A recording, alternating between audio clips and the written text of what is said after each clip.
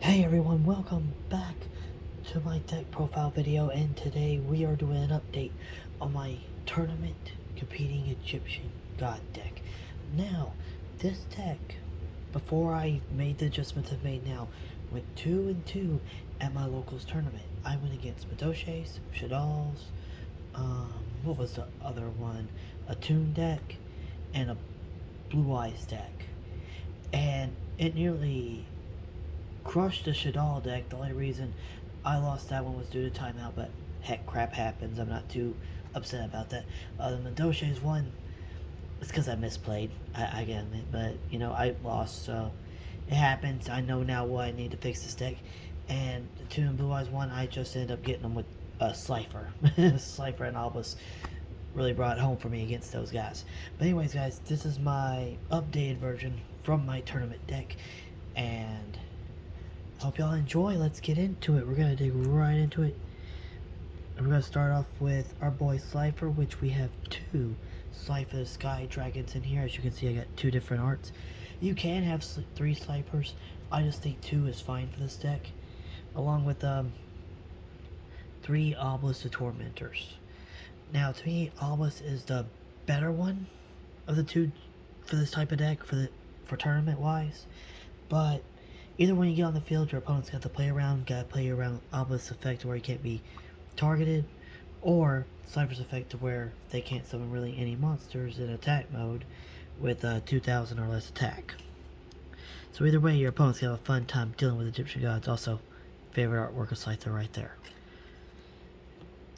Next up, we have three reactor slimes. Reactor slime has been proven to be a key component in this deck for tokens and to get metal reflect slime on the field, which when I get Egyptian god slime, if I ever get it, will be a definite key player in this game. But for now, this guy has helped me get the Egyptian gods out quickly, and has proven to be quite a defense barrier to an extent. Then we have three Pay the Dark Clowns. Penton Dark Clown, my bad. Now, he's also been great at getting more bodies on the field, as well as keeping my opponent from able to attack me directly, and just buying me time to get the gods out. Also, I end up hurting someone real good with two of these guys in the tournament. It was funny. I was like, I'm doing it for the memes. Then we have two Danger Okopoko. And we have three Danger Thunderbirds, one Danger Bigfoot, one Danger Dogman, and one Danger Chupacabra. Now, the Danger engine is one of my favorite engines since I've gotten back into Yu-Gi-Oh! And I believe it floats with this deck really well. The Dangers end up helping you get more monsters on the board, helping you draw power, and it just helps you overall with this deck. And also, their effects for if they get discarded are pretty decent too.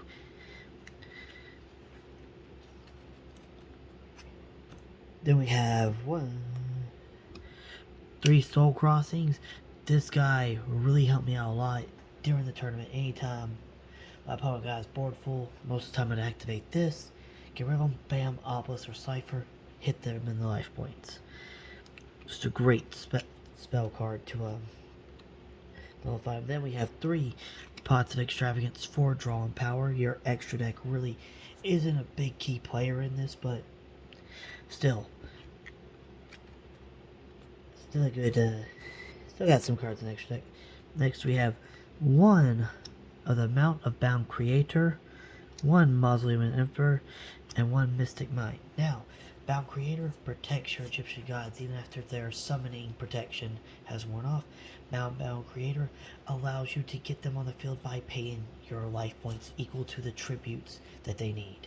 Mystic Mind, if you are in a bind and your opponent has a field full of monsters and you don't have the right hand, bam, stops them. Stops them dead in their tracks, giving you enough time to get your plays out. Now, eventually, this one will be replaced with another Mountain Bound Creator when I get it. I'm still waiting for it. But for now, this is what I got. And it works. Next we have one Thunder Force Attack, one Reasoning, one Oregeki, one Golden Sarcophagus, and one Harpy's Fairduster. Now, I know you're probably wondering, what about the Fist of Fate? Now, Fist of Fate, while it's a good card, didn't really come up much in my duel. Every time I got it, I really couldn't use it. However, every time Thunder Force came up, I got to use that more often than Fist of Fate. So Thunder Force stayed in this deck because it seems to be a bit more consistent, seems to be a bit more useful. Harpy's Fairduster, good for back row. Golden Sarcophagus, good for getting any card out of your deck and getting it to your hand. Although you have to wait till your next standby phase, but that's not a bad thing. It's really not. Raigeki destroys all your opponent's monsters. Reasoning, which was the bane of most people at the tournament. I love the reaction every time I activate it. Reasoning, your opponent picks levels 1 through 12 of a monster that you draw. If they call it right, the monster goes to the graveyard. If not, it's special summoned to the field. And most of the time, they called wrong, and I always ended up drawing either Obelisk or Cypher, and they were just like, ew. Well, that's not good, and it really wasn't. Now, the sad part is they do go to the graveyard after a special summon, but we have other means. Next, we have 2 Metal Reflect Slimes, the most powerful token in all of Yu-Gi-Oh! Okay, not all of Yu-Gi-Oh!, but definitely for this deck, it works. It's a 3000 defense beat stick. Kind of hard for them to get over sometimes. Then we have 2 Solemn Strikes, 1 Solemn Warning, 1 Solemn Judgment, and 1 Ultimate Divine Beast. Now, the Solemn Strikes, you know, stops your opponent's monsters. Same for Solemn Warning. Solemn Judgment is just straight no. No to whatever you're planning to do. I don't care what you're doing. Solemn Judgment says no. Ultimate Divine Beast allows you to bring back your Egyptian god from the graveyard to the field in defense mode, but changes it right to attack mode. And if your opponent activated any effects the turn this card was activated, that monster is destroyed at the end phase as long as this card is still on the field. So it's good to take out your opponent's monsters along with the rest of these bad boy traps. Now, for the side deck, we have 2 Blue Eyes Ultimate Dragons and 1 Dark Blade Dragon. That's just the fusions in here. Believe it or not, Dark Blade came up handy in the duel because in my side deck, I'll show you a little bit, there's a card that allowed him to get on the field because my Blue Eyes Ultimates got banished, and it ended up causing my opponent to lose some of his best monsters in his graveyard. It was funny. Then we have 1 of the Nightmare Unicorn, 1 of the Nightmare Griffin, and 1 of the Nightmare Phoenix. The whole Nightmare family here once again. Then we have 1 of the 5-headed Link Dragon, and 1 Surgery Skull Dread. Now, all the Nightmares have different effects that require discards, but will hurt your opponent's field in some way. Unicorn attacks monsters. Griffin and Phoenix attack spell and trap cards. And the other reason I got these 2, well, you'll see why I got him in a little bit. But Skull Dread, just a good Link monster to have for this deck. I said the extra deck doesn't really matter, but it's good to have him in here. And then I have a Shooting Star Dragon TG, Stardust Spark Dragon, Clear Wing Fast Dragon, Firewall XC, Tornado Dragon, Horror Shark, and number 60 Dread Time Lord. Now, said most of these guys really don't matter when it comes to this deck because your goal is the Egyptian gods. However, they can buy you time and they can put some pretty beefy buys on the board until you get your Egyptian god cards out. Now, for the side deck that I have, here's where you're gonna notice what I got. In my side deck, I got 1 extra Metal Reflect Slime. And 3 Waking the Dragon. 1 Call by the Grave, and 1 just for side purposes, Fist of Fate. Fist of Fate will be replaced sometime in the future, but for now he's in there. And Waking Dragons, it just depends on the type of deck I'm going against of will I side that in or not. Because at the tournament I realized a lot more people play Harpy's Fairduster and cards to destroy a back row than I realized.